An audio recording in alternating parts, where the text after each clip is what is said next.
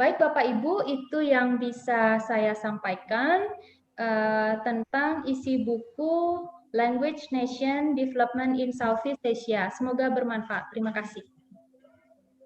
Terima kasih Ibu Lohani yang sudah memaparkan panjang lebar, dan bagi yang sudah membaca mungkin sedikit agak memahami ya, tapi mungkin yang belum membaca mungkin semoga terpancing untuk membaca buku ini.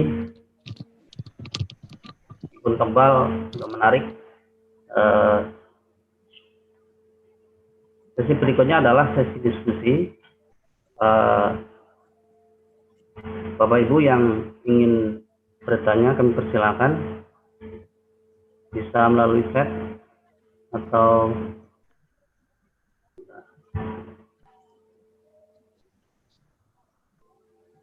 baik, terima kasih. Ya, silakan. Ya, Nama tadi, Pak? baik, nama saya Samran Palapa Aji. Itu Pak. Dari mana Pak? Saya dari Kota Sorong, Provinsi Papua Barat, dan di Universitas Pendidikan Muhammadiyah Sorong. Saya ingin menanggapi tentang beberapa poin. Yang pertama, fungsi bahasa yang dapat mempengaruhi ideologi sebuah bangsa sepertinya tidak berefek secara langsung, tetapi sepertinya berefek secara langsung. Karena jika kita melihat perkembangan tentang kemajuan, maka sepertinya bahasa berefek secara langsung terhadap kemajuan suatu bangsa tersebut. Maka saya ingin bertanya dalam rangka tersebut bahwa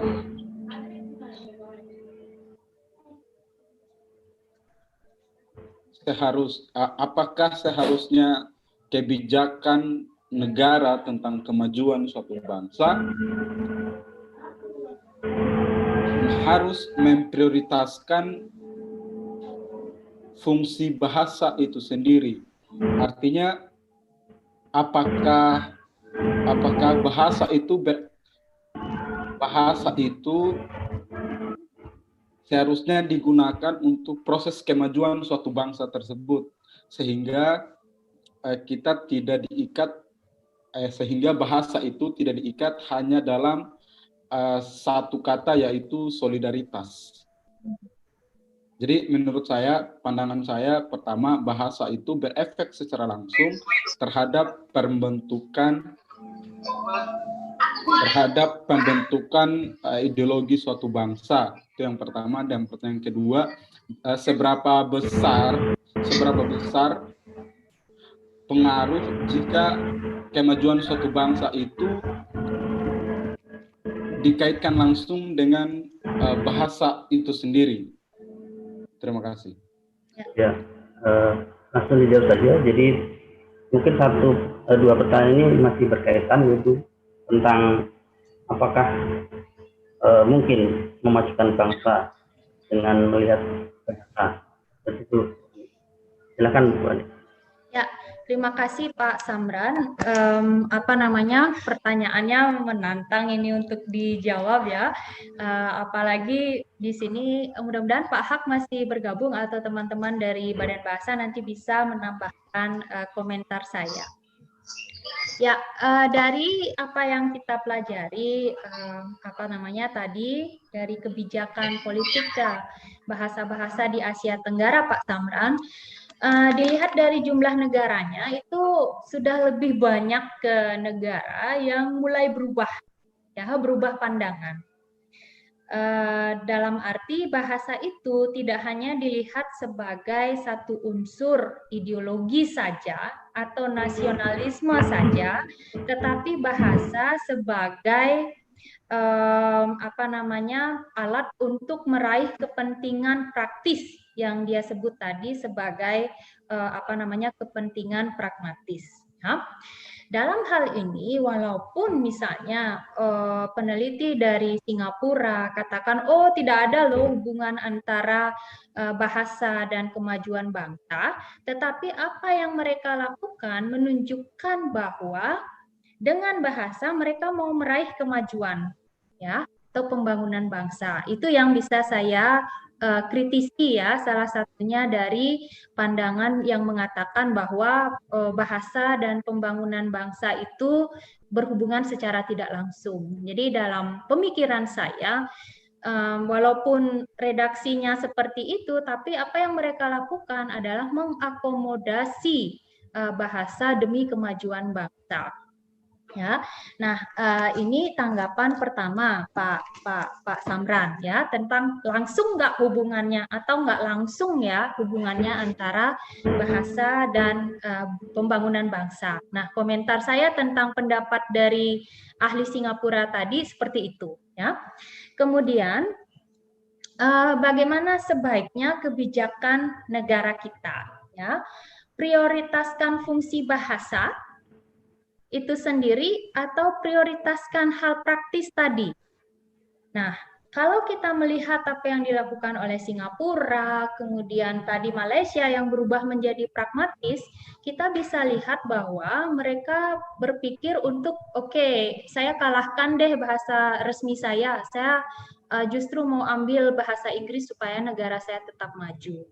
Dan itu tidak dilakukan pemerintah Indonesia. Mengapa? Karena kita punya keinginan untuk menginternasionalisasi bahasa Indonesia. Ya, tadi hal yang dibicarakan dalam makalah itu hanya dua, status planning, ya, perencanaan bahasa berdasarkan status, dan yang kedua acquisition planning, jadi rencana pemerolehan bahasa, bilingualkah, kemudian monolingual dan seterusnya. Yang tidak dibicarakan Pak Samran adalah corpus planning, ya, dan ini dilakukan oleh oleh Indonesia, dalam hal ini bahasa Indonesia. Kita menambah kosakata seperti yang dikatakan oleh Pak Hak tadi, tujuannya apa? Agar orang Indonesia, agar bahasa Indonesia bisa mengungkapkan semua kemajuan ya, teknologi, ekonomi dalam bahasa Indonesia. Nah, jadi dalam hal ini bahasa Indonesia tetap bisa berpegangan pada kepentingan nasional atau ideologis karena merencanakan bahasa juga berdasarkan ya. Jadi untuk mengayakan bahasa Indonesia sehingga mampu menjamin perkembangan ekonomi dan teknologi tadi. Jadi itu komentar saya Pak Samran tentang pemilihan ideologi atau nasionalisme di Indonesia. Oke, baik. Ya. Menjawab ya, Pak Samran. Masih ada lagi sebentar? Ya. Saya boleh satu. Oh ya, silakan. Oke, baik. Jika kita seperti misalnya berpandangan di hal ekonomi, misalnya ketika suatu barang seperti pertanian, taruhlah kita mengekspor dan kita mengimpor. Artinya jika kita gunakan itu pada bahasa misalnya, jika kita karena negara kita kan menginginkan supaya bahasa Indonesia itu diinternasionalkan. Tapi cara-cara yang ditempuh itu atau kebijakan-kebijakan yang ditempuh tidak menggambarkan untuk menginternasionalkan daripada bahasa kita sendiri, bahasa Indonesia itu sendiri. Maka contoh misalnya tadi disebutkan bahwa keinginan orang Indonesia untuk menguasai bahasa asing itu masih rendah. Pengajaran saja itu palingan cuma satu jam itu pun hitungannya 45 menit, tidak cukup 60 menit 1 jam di kelas misalnya. Nah, itu kan kebijakan-kebijakan seperti itu tidak mengarah pada kebijakan tentang fungsi bahasa yang berbicara tentang kemajuan suatu bangsa. Maka oleh karena itu menurut saya kebijakan kebijakan pemerintah Indonesia untuk menginternasionalkan tidak sesuai jalan yang direncanakan seperti itu. Ya. Terima kasih. Ya Pak, ini klaimnya kuat loh Pak untuk mengatakan bahwa apa yang kita laksanakan sekarang belum sesuai dengan tujuan internasionalisasi. Yang ingin saya garis bawahi, itu tidak mudah, itu pertama. Ya, karena saingan kita bahasa-bahasa besar, Pak. Contohnya bahasa Inggris. Siapa yang bisa kalahkan bahasa Inggris, begitu ya, dengan jumlah penutur yang sangat banyak di dunia ini. Kemudian berkaitan dengan hal-hal yang sudah dilakukan oleh Indonesia, lembaga yang memiliki wewenang ya untuk memberikan usulan kebijakan dan sebagainya kebahasaan di Indonesia adalah Badan Bahasa. Salah satu hal seperti yang saya katakan ini tugas berat ya, tapi bukannya impossible gitu ya, bukan misi yang tidak mungkin. Salah satu hal yang sudah dilakukan oleh Badan Bahasa adalah mengembangkan program bahasa Indonesia untuk penutur asing. Ya, walaupun nanti mungkin bertahap Pak Samran, ya. Mengapa di Asia Tenggara mungkin bisa kita usahakan, ya, karena dari segi geografis kita berdekatan. Sekarang kalau kita pergi ke Amerika, Pak, tidak semua orang tahu Indonesia, ya, di Amerika. Yang mereka tahu atau pernah dengar mungkin justru Bali yang kecil, ya.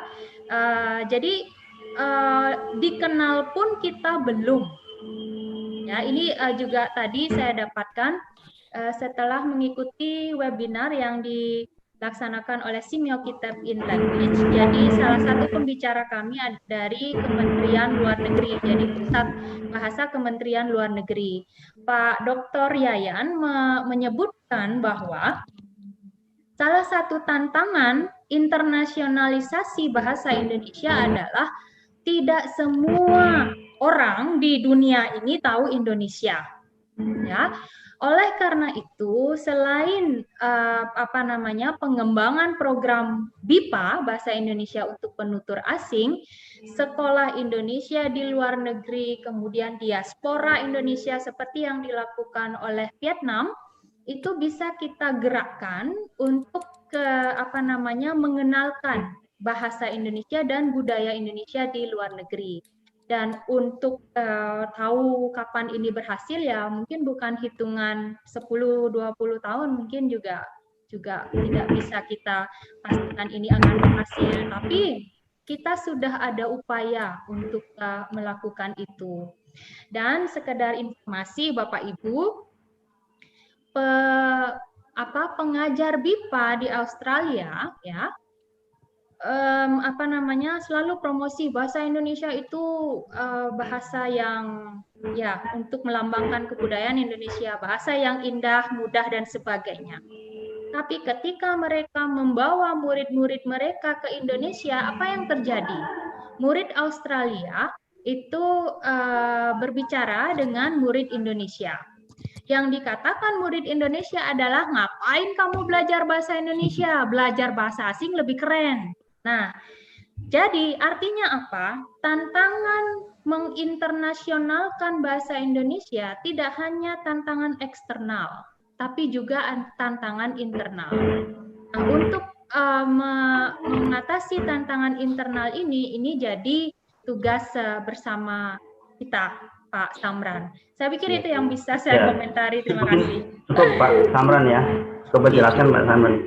Ya, mungkin ya sama. Pertanyaan di grup chat ada Bu Ani. Ya, ini silakan, dari saya bacakan ya Bu Ani ya. Ini dari mahasiswi di Universitas Sulawesi Barat, Ibu Jumriana. Pertanyaannya adalah bagaimana seharusnya penggunaan bahasa Inggris dalam pembelajaran di kampus? apakah penerapannya harus parsial atau full? Dan bagaimana kira-kira dampak dari penerapannya yang parsial ataupun full tersebut terhadap kualitas bahasa Indonesia dan bahasa Inggris mahasiswa, terutama nih tentang bagaimana mahasiswa yang mengambil jurusan pendidikan bahasa Inggris. Itu Pak Ani. Ya. Iya. Mungkin yang kedua langsung saja ya. Ada dua pertanyaan. Boleh. Yang kedua dari Laili Putri. Ini di Hong Kong, Bu Ani. Pertanyaannya. Jauh sekali. Iya, ini pertanyaan jauh-jauh ini. Bahasa Indonesia itu mudah atau sulit? Karena banyak anak yang merasa bahasa Indonesia lebih sulit dibandingkan bahasa Inggris. Ini pertanyaan umum, banyak yang bertanya begini. Silakan Bu Ani.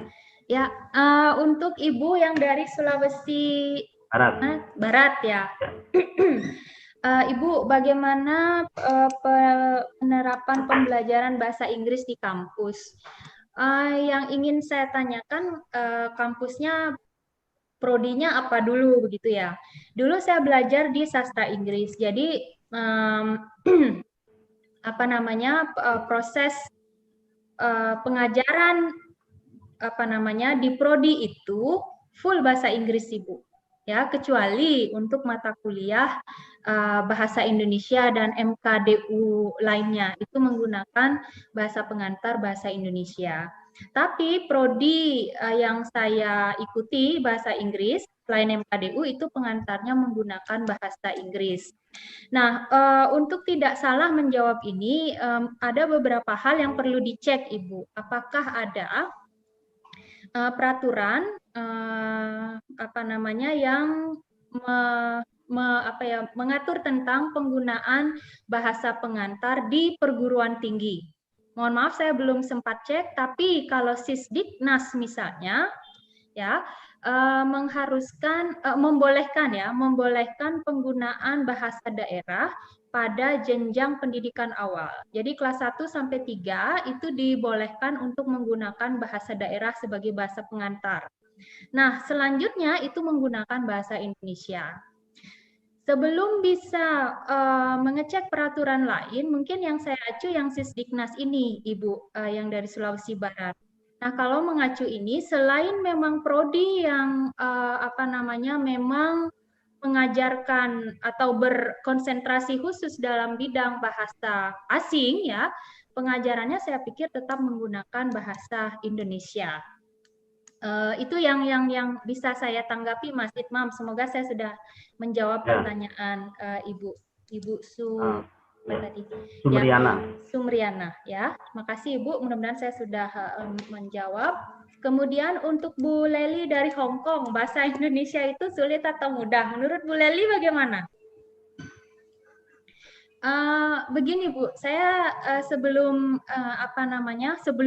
hari ini dulu juga pengajar bahasa Indonesia untuk penutur asing. Untuk tingkat awal, bahasa Indonesia itu terlihat mudah. Ya. Mengapa? Karena pertama, apa yang tertulis itu kita baca. Ya, tidak seperti bahasa Prancis yang membuang-buang huruf begitu ya. Tulisannya panjang sekali tapi nanti dibaca cuma u atau begitu. Tapi kalau bahasa Indonesia kita membaca apa yang tertulis dan itu menjadikannya mudah.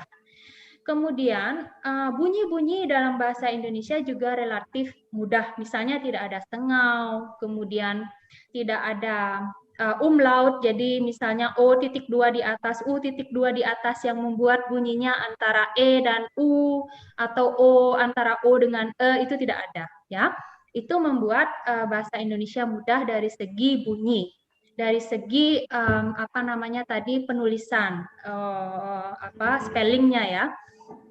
Nah, kemudian hal ketiga yang membuat bahasa Indonesia itu seolah mudah adalah kita tidak punya tenses seperti bahasa Inggris, ya. Kalau makan kemarin makan, hari ini makan, besok makan, ya. Tidak hari ini makan, besok makan dan seterusnya. Itu tidak terjadi. Jadi bahasa Indonesia bukan bahasa kasus, ya. Itu yang membuat pembelajar yang baru mengenal bahasa Indonesia merasakan bahwa bahasa Indonesia itu mudah. Itu di level pertama. Kemudian, Ibu, bahasa Indonesia itu menjadi kompleks karena secara morfologi bahasa kita bahasa yang mengenal afiksasi. Permasalahannya akhirnya afiks dalam bahasa Indonesia itu bentuknya sama, maknanya banyak. Saya contohkan kan, ya. Misalnya saya menugaskan, ya. Nanti dia beda artinya dengan saya menugasi. Terus saya mengajarkan bahasa Indonesia, tapi salah-salah kita katakan saya mengajar bahasa Indonesia, ya. Ayo, mana yang tepat? Mengajar bahasa Indonesia atau mengajarkan bahasa Indonesia, ya. Nah, Ibu Bu Leli, bahasa Indonesia mudah dari aspek yang saya jelaskan pertama. Kemudian menjadi sulit karena afiksasi salah satunya dalam bahasa Indonesia. Bentuk sama, fungsi makna berbeda, dan itu mau tidak mau jika bukan penutur asli harus dihafal. Kan kapan fungsinya kausatif, kapan fungsinya benefaktif, dan seterusnya itu harus dihafalkan. Jadi itu komentar saya. Jadi apakah sulit atau mudah nanti diputuskan sendiri oleh pembelajarnya. Tapi untuk orang Indonesia sendiri, saya pikir untuk bahasa Indonesia sehari-hari mudah, tapi ketika harus menulisnya dengan baik sebagai karya tulis ilmiah dan seterusnya, kemudian harus memperhatikan aspek morfosintaksis dan sebagainya, itu menjadi sulit. Begitu Ibu, terima kasih. Ya, terima kasih. Semoga menjelaskan ya Bu Leli. Ini masih pertanyaan yang agak mirip dari Bu Nur Hayati. Dari Bangkalan Madura ini, ya. Mengapa lebih mudah, ini pengalaman Bu Ani pasti dapat ini, mengapa lebih mudah mengajar bahasa Indonesia untuk orang asing daripada siswa Indonesia? Mungkin buktinya siswa Indonesia bahasa Indonesianya nilainya selalu di bawah matematika. Jadi ini pertanyaan masih berkaitan dengan yang sebelumnya Bu Ani. Mungkin silakan, masih ada banyak pertanyaan, jadi ini saja dulu atau masih saya jawab dulu atau bagaimana? Kalau pertanyaan lanjutannya berbeda, saya jawab dulu, Mas Irfan. Oh ya, ini dijawab dulu saja ya, karena berbeda. Ya, jadi silakan, begini, ya makasih Ibu Nur Hayati. Mengapa bahasa Indonesia untuk orang Indonesia jadi lebih susah begitu ya dibandingkan dengan bahasa Indonesia untuk penutur asing? Pertanyaan saya, Bapak Ibu, untuk murid Indonesia kenapa sih nilainya rendah semua, ya? Dibandingkan matematika atau IPA dan seterusnya. Saya tanya, ada nggak Bapak Ibu yang mengursuskan anaknya bahasa Indonesia? Pasti nggak ada. Atau kalau ada, saya ya respect untuk ke Bapak Ibu, ya. Nah, jadi Bapak Ibu, pemerolehan bahasa, saya menjawabnya dari aspek pemerolehan bahasa. Orang Indonesia ini kan rata-ratanya bilingual ya, kecuali di kota metropolitan ya seperti Jakarta, mungkin Surabaya, bilingual anak-anak Indonesia sudah berubah. Dari bahasa pertama bahasa ibu dan bahasa kedua bahasa Indonesia berubah menjadi bahasa pertama Indonesia, bahasa kedua asing ya, entah Mandarin atau Inggris. Ini sudah konteks yang berbeda. Nah, untuk konteks yang non-metropolitan, kita katakan seperti itu, bahasa pertama yang dikuasai anak-anak mungkin bahasa daerah sebagian besar. Kemudian setelah itu baru tahu bahasa Indonesia di sekolah. Artinya akan ada aspek-aspek bahasa daerah yang memengaruhi kemampuannya memengaruhi kemampuan penguasaan bahasa Indonesianya, Ibu. Jadi ini menjadi salah satu dari sekian banyak faktor mengapa kesalahan dalam berbahasa Indonesia itu akhirnya seperti memfosil begitu ya. Kesalahannya sulit dibenarkan karena ada pengaruh itu. Ini satu hal yang bisa menjadi jawaban dari faktor pemerolehan bahasa. Kemudian yang kedua, ada bahasa Indonesia itu ada bahasa Indonesia yang standar dan yang informal gitu ya. Jadi bahasa Jakarta, bahasa mana lagi ya, dan seterusnya. Akhirnya apa namanya, anak-anak kita mungkin akhirnya kesulitan untuk membedakan, oh ini bahasa baku loh, ya, ini bahasa yang tidak baku. Dan apa namanya, kesulitan seperti ini yang perlu diantisipasi oleh guru. Jangan-jangan anak-anak Bali misalnya ya, ini tuh kan akhiran Bali, Bu. Nah, mungkin anak Bali akan secara tidak sengaja untuk kan itu mengganti dengan in, ya, bilangin ya, misalnya ya, dan seterusnya. Jadi ini beberapa faktor yang membuat akhirnya bahasa Indonesia terasa sulit untuk menjadi bahasa yang baik dan benar untuk anak-anak kita. Kemudian, mengapa bahasa Indonesia menjadi lebih mudah begitu untuk orang asing yang belajar? Karena ini dipelajari sebagai bahasa asing, Ibu, gurunya di awal masuk itu sudah pelajarannya dasar sekali, dari pengenalan huruf, kemudian apa namanya, pemerolehan bahasanya akhirnya diatur. Oke, tahap awal kamu tidak perlu kata-kata yang perlu afiks, ya. Cukup tahu saya makan, saya tidur, saya duduk. Nah, setelah tahu bentuk-bentuk dasar, kemudian pelajarannya ditingkatkan menjadi lebih kompleks dengan afiksasi. Setelah tahu duduk, baru diberitahu, oh saya mendudukkan anak saya, ya, saya tidak menduduki anak saya, dan seterusnya. Jadi proses bertahap oleh pembelajar asing mungkin akhirnya mengatur pemerolehan bahasanya menjadi lebih baik. Mungkin itu yang bisa saya tanggapi, Bu Nurhayati. Terima kasih. Iya, semoga menjawab ya, Bu Nur. Intinya mungkin motivasi, Bu ya, Bu Ani ya. Motivasi juga, belajarnya ya. Terus pertanyaan dari Pak Andreas, ini dari SMK IT IF. Pertanyaannya tentang dalam beberapa kasus di kegiatan belajar mengajar terdapat semacam kesenjangan antara pembelajaran bahasa Indonesia pada keterampilan berbicara dengan keterampilan menulis. Ini akhirnya kerap menjadikan siswa atau pembelajar malas belajar bahasa Indonesia. Pertanyaannya, bagaimana strategi yang mungkin selama ini Ibu ajarkan agar permasalahan itu bisa teratasi? Pertanyaan kedua yang masih berkaitan dari Pak Ridwan dari UNY. Saya bertanya, bagaimana ragam bahasa Indonesia, khususnya ragam tulis, sangat sulit, walaupun struktur tata bahasa sudah benar. Karena saat ini saya sedang kesulitan dalam melakukan penulisan bahasa Indonesia ragam ilmiah. Para reviewer yang telah menelaah tesis saya menyatakan bahwa saya menggunakan ragam jurnalistik, bukan bahasa Indonesia ilmiah.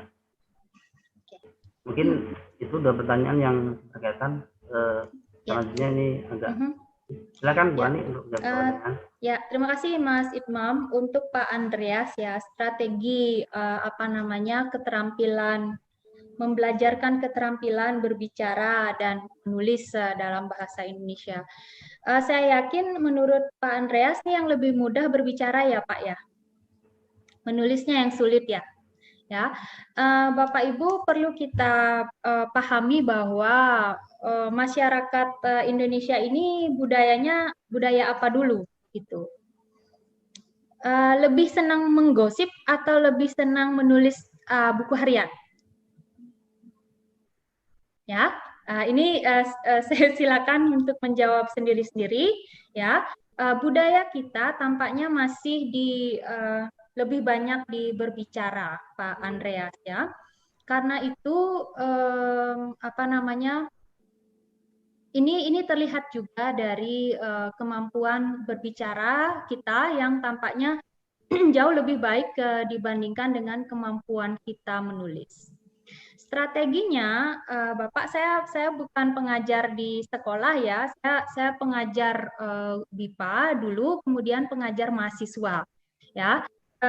Yang saya lakukan adalah memberikan banyak tugas untuk menulis, Pak. Jadi misalnya untuk satu tema ya, saya jelaskan standar lah seperti kita seperti saya memberi kuliah tadi. Kemudian ada tugas untuk mahasiswa untuk membuat rangkuman, ya, apa yang sudah didengarkan, dan ini membantu saya untuk melihat kemampuan mereka menulis. Setelah saya mengumpulkan hasilnya, di pertemuan berikutnya yang saya lakukan adalah meningkatkan kualitas tulisannya. Kemarin kamu menulis sudah bagus, tapi ini loh kurang subjeknya, ini loh objeknya tidak ada, ini katanya tidak baku dan seterusnya. Itu pertama. Kemudian Bapak Ibu, ini saya dapatkan dari mendengar seminar ya. Ada cara waktu itu disampaikan oleh salah satu pembicara di Kongres Bahasa Indonesia yang ke-11 lalu ya. Caranya ini di Bapak Gusti, saya lupa nama, Gusti Sastra namanya, menerapkan pembelajaran anak-anak Jepang ke murid-muridnya di Indonesia. Yang dilakukan Pak Andreas, jadi anak-anak ini diajak keluar kelas. Kemudian melihat apapun ya, ketika keluar kelas, melihat ada pedagang, melihat ada pohon dan sebagainya. Setelah pengalaman melihat, mereka masuk ke kelas, kemudian menulis, bukan berbicara. Ya, itu yang dipentingkan. Melihat, kemudian menulis. Setelah menulis baru bercerita. Jadi metodenya itu bukan lihat, bicara, menulis, tapi lihat, tulis, baru bicara. Ya, dan cara ini menurut Pak Gusti Sastra cukup efektif diterapkan kepada anak-anak untuk melatih kemampuan menulis. Dan tentu saja peran guru untuk evaluasi itu penting, Pak. Jadi ketika anak menulis ya kita harus rajin juga mau membaca tulisannya dan memperbaiki atau meningkatkan kualitasnya. Kemudian Pak Ridwan, kesulitan untuk menulis ragam ilmiah ya Pak ya, kemudian dibandingkan dengan ragam jurnalistik. Kalau saya kebalikannya Pak, saya lebih mudah menulis ragam ilmiah dan tidak bisa mengilpopkan ya, mengilmiah populerkan tulisan saya. Pak Ridwan, memang ada perbedaan bahasa Indonesia, ragam tulis ilmiah ya, dengan bahasa Indonesia ragam jurnalistik. Dari mana bisa kita lihat ragam ilmiah umumnya ya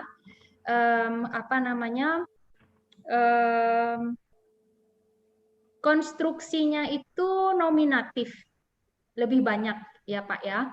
Misalnya alih-alih mengatakan saya membuat penelitian, tapi saya akan menulis pembuatan penelitian ini atau pengumpulan data penelitian ini dan seterusnya. Nah, ini salah satu contoh perbedaan antara ragam tulis jurnalistik dan ragam tulis ilmiah begitu ya Pak ya. Dan ada juga perbedaan leksikon tentu saja yang menandakan bahwa satu tulisan itu bersifat lebih ilmiah dan tidak populer. Kalau untuk acuan yang bisa Bapak lihat, mungkin dari Badan Bahasa punya buku-buku tentang pembentukan ya, saya lupa. Jadi ada 4 buku dari Badan Bahasa tentang penyuluhan kalimat dan sebagainya dengan contoh-contoh dalam karya tulis ilmiah saya pikir Pak. Dan buku lain ada juga tentang penulisan karya ilmiah dari Bapak bisa kasih saya alamat email, nanti saya beri judul bukunya. Karena buku itu salah satunya saya acu ketika menulis tulisan ilmiah, Pak. Jadi memang intinya memang ada ragam bahasa yang berbeda antara jurnalistik dan ilmiah dari penyusunan kalimat, pembentukan struktur dan sebagainya. Terima kasih. Ya, terima kasih Bu Ani. Sebagai informasi, nanti materi Bu Ani paparannya akan dikirim lewat email. Jadi peserta yang ingin mendapatkan makalah paparan Bu Ani, nanti panitia akan mengirimkan bersamaan dengan sertifikat. Atau mungkin ada pertanyaan yang mau langsung? Apakah Bu Farida masih ingin bertanya? Tadi memberi tanda. Bu Farida Damayanti? Tidak ada. Kalau tidak ada, saya baca lagi pertanyaan di bincang grup. Saya Sulaiman Sirgar dari Sumatera Utara. Ingin bertanya,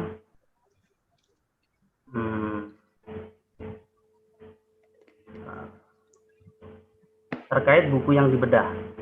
Terdapat keistimewaan yaitu kebijakan bahasa dan kebijakan pendidikan di Asia Tenggara. Kebijakan mana yang paling dominan sehingga bisa diterapkan di Indonesia sendiri? Mohon penjelasannya. Ya, ini pertanyaan kita langsung aja ya. Pertanyaan masih agak mirip ini. Ya. Harrison dari Sidoarjo. Banyak sekolah Indonesia menerapkan sistem bilingual, di mana bahasa Inggris menjadi bahasa utama. Hal ini mengakibatkan pelajar merasakan hal yang kurang menarik saat belajar bahasa Indonesia, karena mungkin terkesan formal saat mengucapkan, dan pelajar memilih menggunakan bahasa Indonesia informal dibanding formal. Adakah kiat khusus, ini strategi juga ini, kiat khusus agar pengajar bahasa Indonesia dapat menarik nih, biar pelajarnya mau menggunakan bahasa Indonesia yang baik dan benar dan meninggalkan bahasa asing. Mungkin itu dua pertanyaan Bu Ani. Silakan Bu Ani. Ya, terima kasih Pak Itmam. Pak Harrison itu susah itu untuk meninggalkan bahasa asing. Ya, baik, saya awali dengan menanggapi Pak Sulaiman ya. Kebijakan bahasa di Asia Tenggara. Tadi kalau dari simpulan yang saya buat, tampaknya trennya Bapak di negara Asia Tenggara ini mulai berubah dari kebijakan bahasa murni nasionalis ideologis menjadi kebijakan yang bersifat pragmatis tadi ya. Contohnya mulai dari Singapura, kemudian Malaysia, Thailand, Filipina yang mulai menerapkan mengubah kebijakan bahasanya dari ideologis nasionalis murni ke pragmatis begitu. Kemudian pertanyaan tentang mana yang bisa kita ambil begitu ya Pak ya. Kemudian kita gunakan di Indonesia. Mungkin kebijakan pragmatisme Singapura baik untuk Singapura. Tapi belum tentu baik untuk Indonesia, Pak.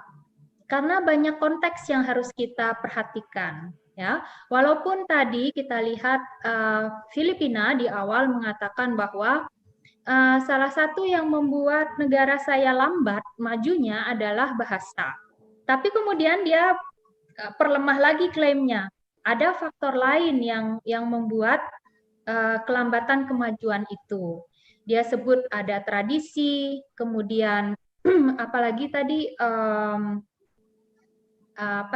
dan berapa hal yang dia sebutkan. Ini artinya Pak, kebijakan bahasa itu kontekstual ya, harus kita sesuaikan dengan kondisi sosiolinguistik negara kita, geografis negara kita, dan faktor lain non bahasa yang harus kita perhatikan. Dalam hal ini Pak Sulaiman, walaupun negara lain berpikir untuk mengubah kebijakannya dari nasionalis menjadi pragmatis, saya tidak akan serta-merta mengusulkan Indonesia untuk mengubah kebijakannya dari kebijakan nasionalis ideologis menjadi kebijakan pragmatis. Apalagi sekarang pemerintah kita sedang mau meningkatkan status bahasa kita dari bahasa nasional menjadi bahasa internasional. Itu tanggapan saya Pak Sulaiman. Nah, kemudian untuk Pak Harrison, ya, untuk sekolah yang bilingual, ini termasuk sekolah anak saya, Pak. Kemudian anak-anak akhirnya lebih suka memakai bahasa asing dan menganggap bahasa Indonesia tidak lagi menarik begitu ya. Nah, Bapak mungkin ini pengalaman yang saya lihat dikerjakan oleh anak saya begitu ya, sebagai anak yang bersekolah di sekolah bilingual. Yang penting adalah peran guru dan sekolah, saya pikir itu besar, Pak. Jadi, untuk pelajaran bahasa Indonesia, anak saya itu pelajarannya lebih banyak berbasis proyek. Bapak Ibu pasti tahu itu ya, apa itu berbasis proyek dan sebagainya. Tidak ada lagi saya lihat atau sedikit sekali saya lihat anak-anak saya itu belajar bahasa dengan menjawab apa ide utama, kemudian apa sinonim kata ini, tidak lagi. Tapi tugasnya adalah menginterview ibunya. Saya pernah diinterview Pak pakai Zoom. Jadi untuk pada saat itu mereka belajar perkembangan teknologi. Teknologi penting apa yang ada ketika saya anak-anak, dan teknologi penting apa yang ada ketika dia sekarang, masa dia sebagai anak-anak, ya. Jadi ini salah satu hal yang akhirnya membuat ya. Ada koreksi dari Pak Harrison, katanya ya. Maksudnya tanpa meninggalkan bahasa asing. Oh, tanpa meninggalkan bahasa asing. Ya. Oh, yang tadi mengalahkan bahasa asing. Ya, jadi itu yang pengalaman dari sekolah anak saya, Pak, yang bisa saya ceritakan di sini. Jadi project based approach itu tampaknya baik bagi anak untuk meningkatkan kemampuan berbahasanya. Karena ketika mereka buat interview, mereka harus pikir, saya mau tanya apa ya? Saya diberi waktu 10 menit untuk merekam, ya. Ini salah satu hal yang bisa dikerjakan, dan cara itu tidak membuat anak itu meninggalkan bahasa Inggris yang sudah dia pelajari, Bapak. Ya, bahasa Inggrisnya tetap terasah karena memang menjadi bahasa pengantar beberapa mata pelajaran di sekolah. Kemudian bahasa Indonesianya juga bisa berkembang dengan baik. Bapak Ibu, yang perlu mungkin saya tambahkan, menjadi multilingual, menjadi bilingual itu bagus untuk anak, Bapak Ibu, ya. Ada studi ini pernah dilontarkan oleh Prof. Bambang Kaswanti Purwo di satu kesempatan. Orang yang bilingual atau multilingual itu lebih tidak mudah terkena penyakit hilang ingatan itu apa namanya ya? Kenapa saya lupa? Pikun. Alzheimer. Pikun, bukan Parkinson. Alzheimer. Jadi orang yang bilingual atau multilingual itu lebih potensi pikunnya lebih kecil, Bapak Ibu. Jadi demensia. Demensia ya.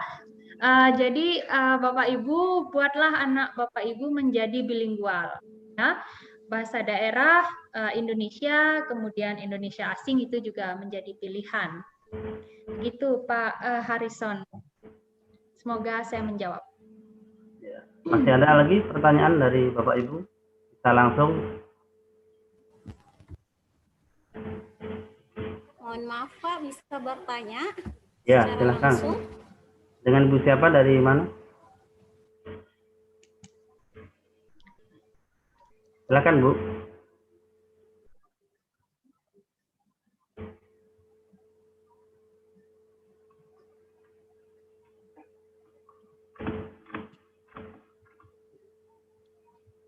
Suaranya hilang.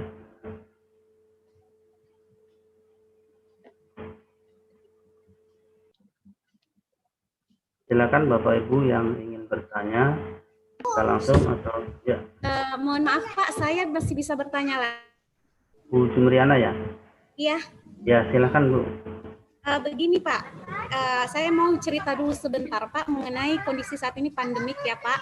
di mana Ya. kita tuh tidak bisa keluar-keluar. Nah, selama kurang lebih 3 atau 4 bulan ini, saya ada komunitas bahasa.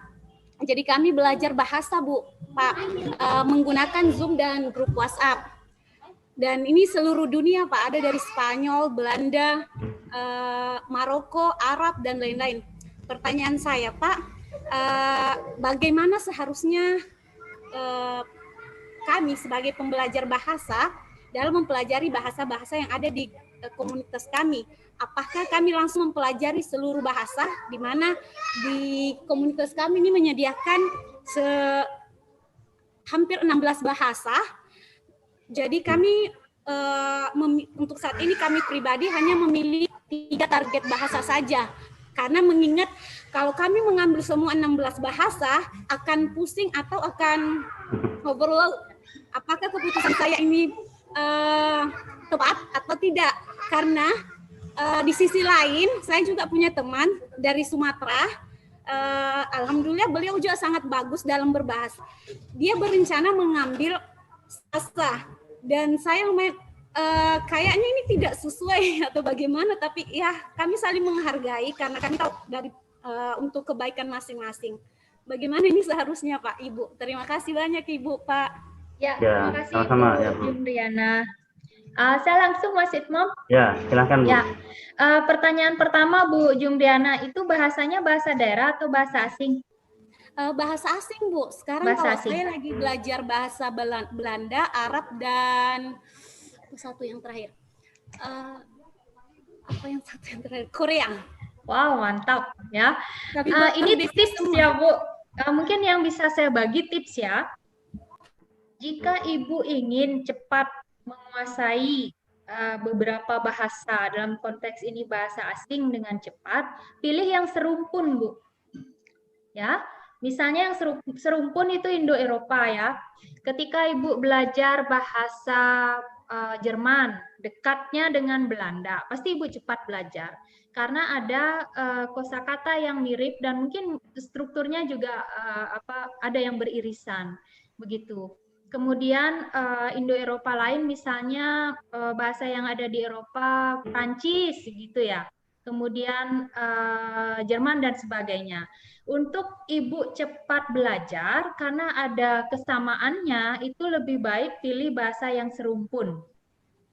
Pilihan Ibu ekstrim untuk saya. Ketika Ibu pilih Arab, belajar hurufnya belajar lagi. Kemudian Korea lain lagi keritingnya, Bu. Ya. Korea baru 2 kali meeting, Bu. Oh ya. Yang sekarang itu Arabic dan Dutch. Oh, aduh, saya acungkan jempol Ibu mau belajar 3 bahasa dari rumpun yang berbeda secara bersamaan.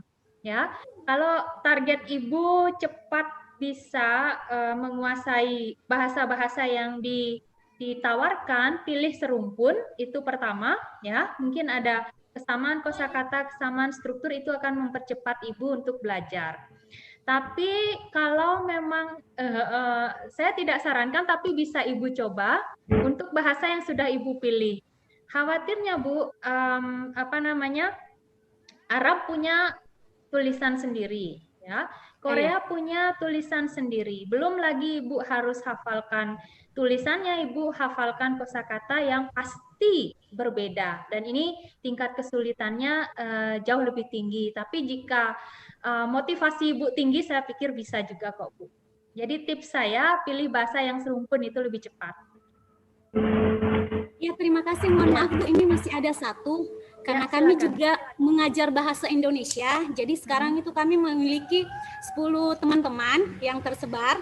Jadi setiap malam, kan waktu antar negara beda. Jadi kami tuh harus bangun kalau kami kan di Sulawesi Barat, jamnya saya harus bangun setengah dua malam. Dan teman-teman saya di Sumatera dan di Jawa itu bangunnya 1:30. Dan kami mengajar bahasa Indonesia menggunakan Zoom.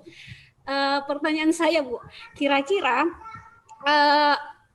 kan ini kami sekarang sementara stuck materi apa lagi. Jadi setiap pekan kami selalu mikir, ini materi apa lagi ya seharusnya dikasih. Jadi kami lebih sering memberikan kalimat-kalimat dasar saja, Bu. Misalnya SPO saja. Jadi kami takutnya mereka bosan. Jadi ada saran Bu untuk kami? Ada. Terima kasih. Ada saran. Jadi pembelajarnya orang asing kan, Bu Jumriana? Ya, orang asing rata-rata Ya. dari Timur Tengah dan USA. Ya. Mau cara mudah atau cara sulit, Bu? Yang mudah aja. Kalau mudah, mau cara mudah, Ibu silahkan akses laman Badan Bahasa. Di sana sudah ada materi-materi pembelajaran BIPA. Ibu mau tingkat dasar sampai lanjut ada, ya. Jadi silahkan akses laman itu untuk menambah referensi Ibu ketika mengajar bahasa Indonesia untuk teman-teman di kelompok itu. Itu cara mudah ya, Bu Jumriana.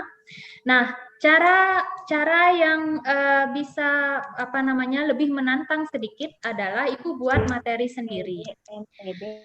Berdasarkan pengalaman saya, salah satu cara yang efektif Ibu ketika kita memilih materi pengajaran bahasa Indonesia untuk penutur asing adalah materinya berdasarkan pendekatan yang fungsional. Alih-alih Ibu kasihkan SPOK begitu ya, Ibu bisa pilih tema. Misalnya tema yang berdasarkan fungsi. Satu, misalnya tema perkenalan. Ibu keluarkan semua kosakata yang berhubungan dengan perkenalan. Mulai dari yang gampang, saya Ani, bahasa Indonesia bisa saya Ani, saya bernama Ani, kemudian apalagi ya, nama saya Ani. Jadi minimal Ibu udah bisa kenalkan 3 cara untuk memperkenalkan diri dalam bahasa Indonesia. Kemudian perkenalan lain misalnya tentang menanyakan umur, menanyakan alamat dan sebagainya. Itu pendekatan fungsi ya Bu ya, maksudnya. Kemudian yang kedua, setelah perkenalan, fungsi bahasa lain yang ingin Ibu kenalkan. Misalnya sapaan ya. Saya ingin teman-teman saya tahu cara menyapa dalam bahasa Indonesia. Mulai dari selamat pagi, assalamualaikum dan seterusnya ya. Dan ini memang perlu usaha ekstra Bu Jumriana karena kan harus buat sendiri materinya. Dan pendekatan yang bisa Ibu adopsi yang menurut saya efektif berdasarkan pengalaman saya menjadi guru BIPA adalah pendekatan yang fungsional tadi Bu. Daripada Ibu nanti katakan saya kenalkan kalimat SP, subjek, predikat, subjek dan seterusnya. Mohon maaf Bu. Ya. Ini kami sudah kalau tidak salah besok malam, jadi kami memiliki 2 jadwal, yaitu Senin dan Jumat. Insya Allah ini pertemuan ke-14. Jadi saran-saran yang Ibu tadi berikan kepada kami tentang perkenalan, tanya umur, hobi dan lain-lainnya kami sudah berikan. Dan saat ini kami kehilangan materi. Mau bagaimana lagi? Oh, karena udah jauh ya. Bisa mulai ini nyambung lagi dengan pertanyaan Bu Leli ya yang tadi dari Hong Kong. Ibu sekarang sudah mulai mungkin bisa membedah bahasa Indonesia, membedah dalam arti Ibu bisa mulai memberikan teman-teman Ibu konteks-konteks pemakaian bahasa Indonesia berdasarkan afiks yang berbeda. Kapan saya harus katakan saya menawari Bu Jumriana kopi? Saya menawarkan Bu Jumriana kopi atau saya menawarkan kopi kepada Bu Jumriana. Mana yang betul ya? Jadi Ibu sudah mulai bisa masuk ke konteks-konteks pemakaian afiks yang masih aplikatif begitu yang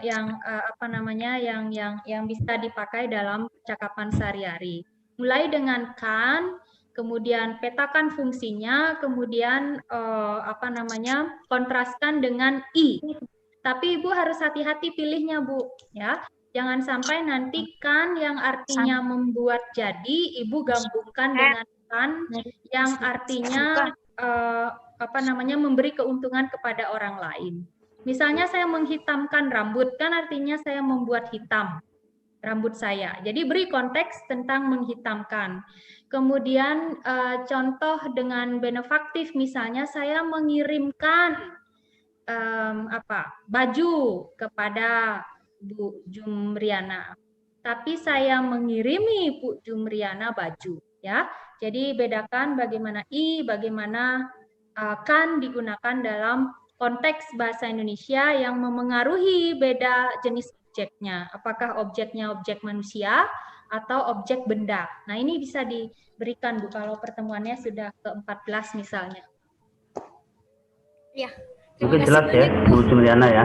Bu Jumriana Ya, di terima chat kasih. itu sudah ada tautan yang Ibu bisa unduh, itu mungkin materi BIPA. Silakan Bu Jumriana untuk melihat di chat, itu ada alamat tautan untuk pengajaran BIPA. Pertanyaan berikutnya Bu Ani dari Pak Wasto Pusdawiyatna. Silakan Pak Wasto. Ya, silakan Bapak. Halo Pak Wasto, silakan.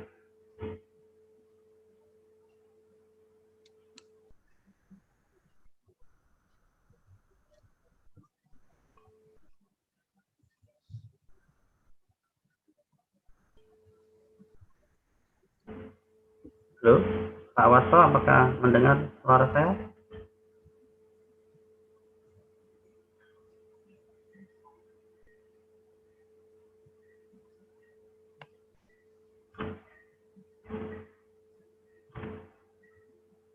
Ya, Assalamualaikum. Waalaikumsalam. Silakan Pak. Ya, ini menanyakan tentang kalimat-kalimat. Ya, Pak Wasto dari mana Pak? dari Bekasi. Bekasi ya. Silakan Pak. Dari Kabupaten Bekasi ya. Terima kasih kepada narasumber. Ini tentang penggunaan bahasa Indonesia dalam kehidupan sehari-hari. Apakah kita harus menempatkan diri kepada seseorang itu dengan kalimat yang sesuai dengan ejaan yang baik dan benar, ataukah gimana? Terima kasih.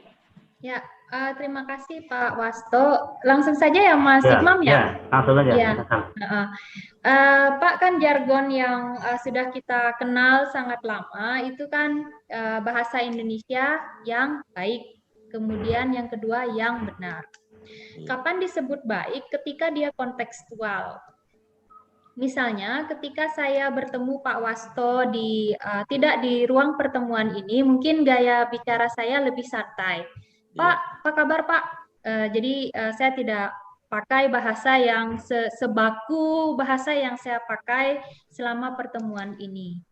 Nah, kemudian ketika kita misalnya pergi untuk berbelanja, tentu kita tidak akan tanya ke ibu pedagang di pasar, ibu berapa ikannya sekilo? Ya, tidak dengan subjek, predikat dan seterusnya, tapi kita cukup tanya sekilo berapa Bu? Karena konteksnya sudah jelas. Oh, yang ditanya ikan kakap, yang ditanya sayur labu dan seterusnya. Nah, kemudian kapan kita pakai bahasa yang benar ini? Dalam konteks-konteks formal itu ada, saya tidak sebut keharusan ya Pak ya, tapi sebaiknya kita menggunakan bahasa yang benar. Kaidahnya baik, kemudian pilihan kata juga baku dan seterusnya. Mengapa ini kita lakukan? Ketika kita ada dalam forum ilmiah, lebih-lebih ketika kita menulis ya, kalau menulis lebih berat tantangannya karena pembaca tidak bertemu langsung dengan penulisnya. Jadi ketika ada hal yang tidak jelas, itu tidak bisa kita tanyakan secara langsung. Dalam konteks komunikasi langsung, ketika ada hal yang tidak jelas, bisa cepat kita beri tanggapan. Nah, dalam hal ini Pak, kita perlu menggunakan bahasa itu dengan baik sesuai konteks, kemudian benar untuk menghilangkan salah satunya kesalahpahaman yang mungkin terjadi. Begitu Pak, karena kan kalau konteksnya tidak jelas, tiba-tiba saya tanya, Pak sekilo berapa? Tanya yang berapa sekilo, begitu kan? Jadi itu saya sebut keharusan ya untuk memperhatikan situasi atau konteks pemakaian bahasa sehingga bahasanya menjadi baik dan benar, begitu Pak Wasto. Terima Iya. kasih. Terima kasih, Bu. Terima kasih Pak Wasto. Selanjutnya Bu Yuliana. Silakan Bu Yuliana.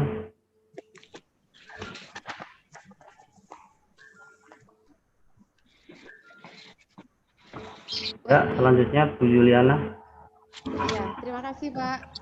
Mohon Pak Wasto mikrofonnya Selamat di sore Ibu Ani. nonaktifkan. Selamat sore, Ibu. Oke, saya mau bertanya Bu. Saya sangat setuju tentang penginternasionalan bahasa Indonesia.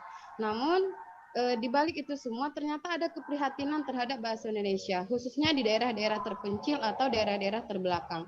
Masih banyak yang kita temukan bahwa orang Indonesia bahkan tidak bisa menggunakan bahasa Indonesia. Jangankan kata benar, menggunakannya saja tidak bisa gitu.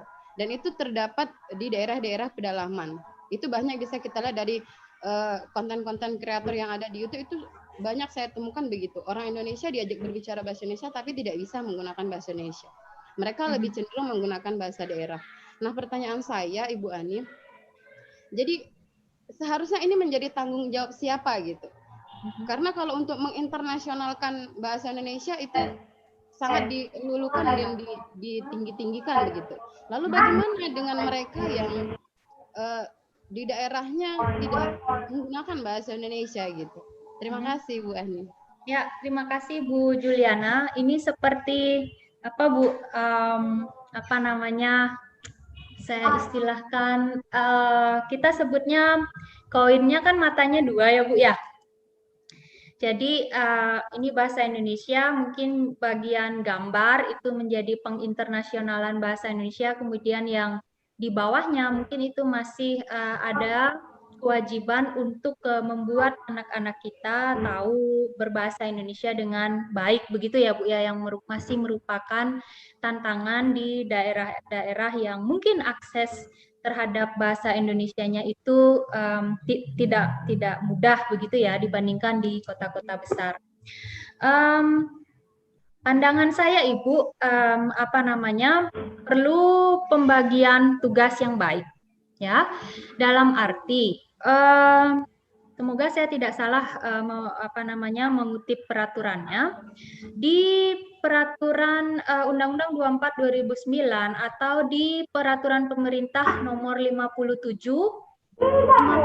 tahun 2007, mudah-mudahan saya tidak salah nomornya, itu sudah apa namanya sudah dipetakan Bu Juliana. Siapa bertanggung jawab apa?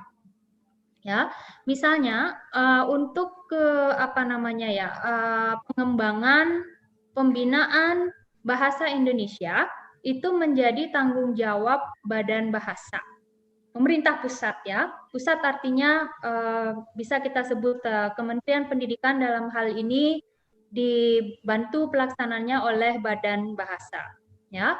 Kemudian tanggung jawab yang lain misalnya pengembangan pembinaan bahasa daerah itu menjadi tanggung jawab pemerintah daerah. Dalam kaitan pertanyaan Ibu tadi, siapa yang bertanggung jawab untuk melakukan pengembangan dan pembinaan bahasa Indonesia di tingkat daerah?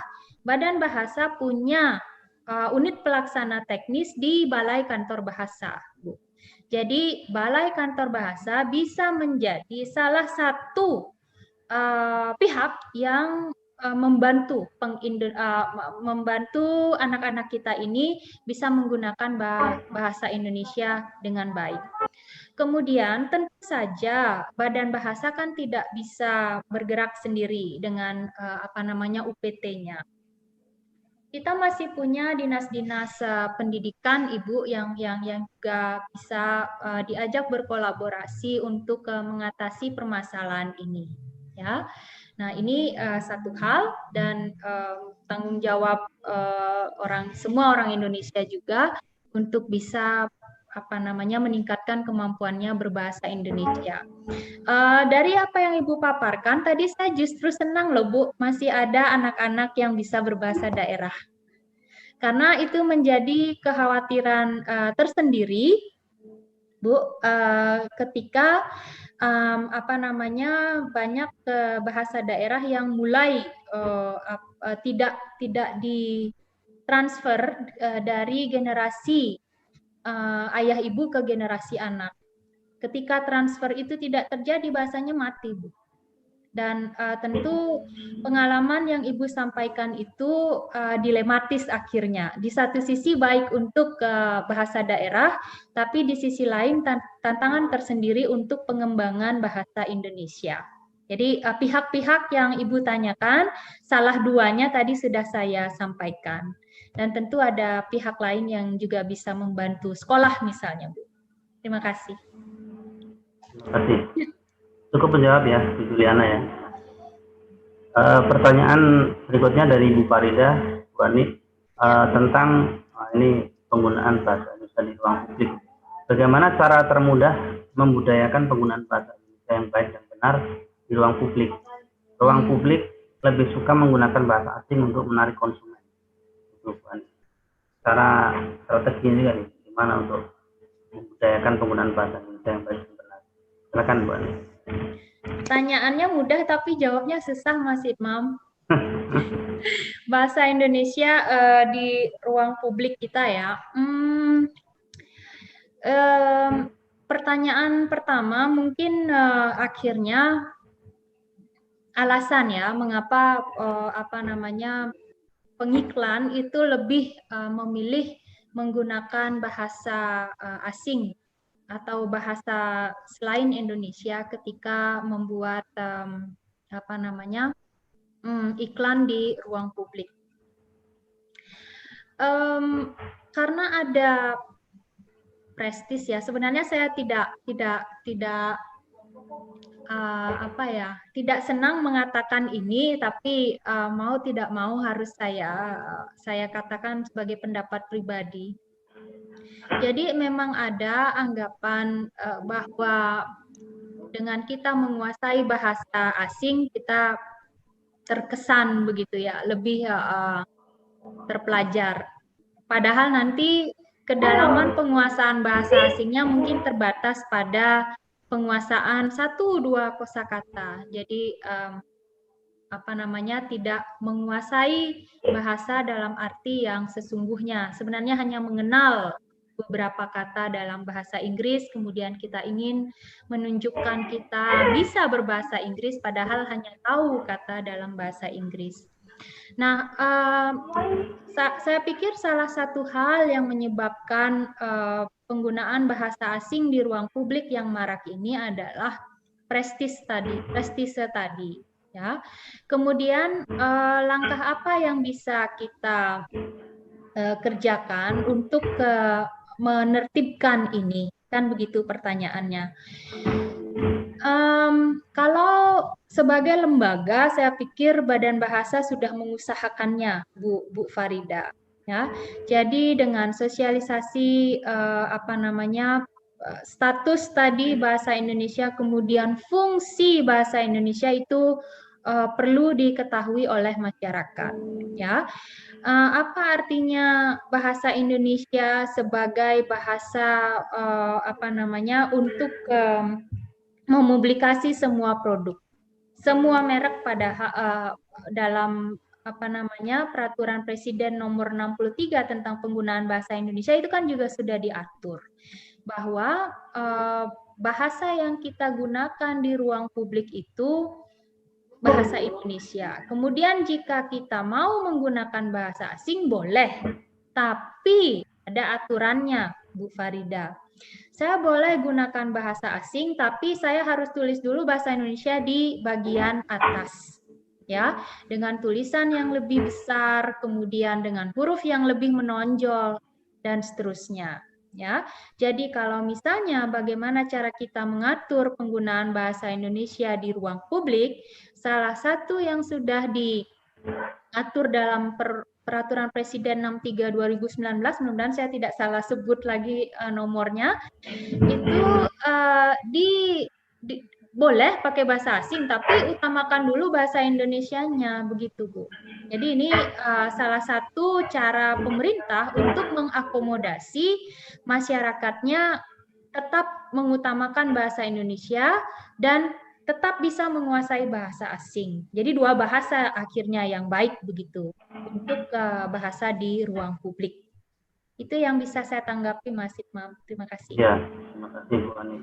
Mungkin pertanyaan terakhir, ini waktunya sudah mendekati pukul 4. Jadi pertanyaan masih ada 2 kali. Sebentar.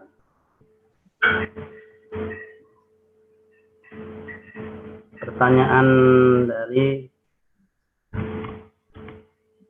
Sylvia Sandi tentang kalau ingin menginternasionalkan bahasa Indonesia, jadi sebenarnya apakah sebaiknya diperbolehkan menggunakan bahasa asing sebagai judul seminar ilmiah dan sejenisnya atau bagaimana, Ibu? Saya menjawabnya sebagai siapa, Mas Itmam? Ya, silakan Bu Ani. Iya, bisa 2 hal nih. Iya, bisa 2 hal ini. Dari Ibu siapa tadi? Bu Sylvia. Bu Sylvia. Ibu, kalau kita mau mengacu ke Undang-Undang ya 24/2009, maka pertemuan ilmiah itu diharuskan begitu ya untuk dijuduli atau bahasa yang dipakai juga bahasa Indonesia. Ini salah satu hal yang bisa kita lakukan untuk mempercepat internasionalisasi tadi. Kemudian pertanyaannya adalah ketika kita judul seminarnya itu kan dibuat berbahasa asing mungkin karena ingin menunjukkan kesan internasionalnya, kan begitu. Nah, untuk kalau kita acu ke undang-undang ini, Ibu, maka jawabannya adalah mau tidak mau pakai bahasa Indonesia. Kemudian strateginya bagaimana supaya tetap menjadi internasional? Maka disediakanlah penerjemah, gitu. Jadi implikasi dari peraturan itu harus menggunakan bahasa Indonesia, maka untuk orang-orang yang berbicara dalam bahasa asing itu diterjemahkan ke dalam bahasa Indonesia atau sebaliknya. Dan contoh baiknya tentu di Badan Bahasa. Mas Itmam tahu pembicara yang diundang bahasa asing, kemudian ada penerjemah yang menerjemahkan secara langsung pertemuan itu. Ya, sekali lagi ini peraturan dengan implikasi yang tidak mudah saya pikir. Tapi kalau kita ingin tetap mewujudkan cita-cita ini walaupun sulit, bisa kita usahakan. Saya pikir itu tanggapan saya, Mas Itmam. Ya, terima kasih. Terima kasih, Bu Ani. Berhubung waktu sudah menunjukkan pukul 16.00, terima kasih Bapak Ibu sekalian yang sudah berpartisipasi dan aktif bertanya. Pertanyaannya banyak sekali, jadi jawabannya juga cukup menjelaskan, Bu Ani. Banyak yang puas dengan jawaban Bu Ani. Demikian diskusi bedah buku hari ini. Semoga kita semua mendapat pengalaman dan wawasan baru dari pemaparan Bu Ani. Mohon maaf bila ada kesalahan baik perkataan ataupun pengaturan jadwal ini. Selanjutnya kami serahkan kepada pembawa acara Bu Dina, atau langsung ditutup. Mbak Dina.